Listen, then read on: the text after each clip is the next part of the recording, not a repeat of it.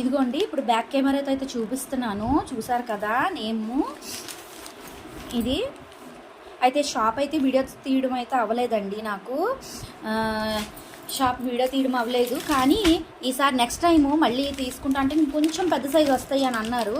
Next time తీసుకుంటాకి వెళ్ళినప్పుడు compulsory shop video అయితే మీకు చెప్తాను. ఇదిగోండి డ్రెస్ అయితే మొత్తం ఇంకేలా వస్తుందండి. ఇది కూడా XXL అంటే ఆన్లైన్లో XXL వద్దన్నారు. మరి ఇక్కడ తీసుకుంటే అక్కడంటే మనకి సైజ్ అనేది తేడా వస్తుంది.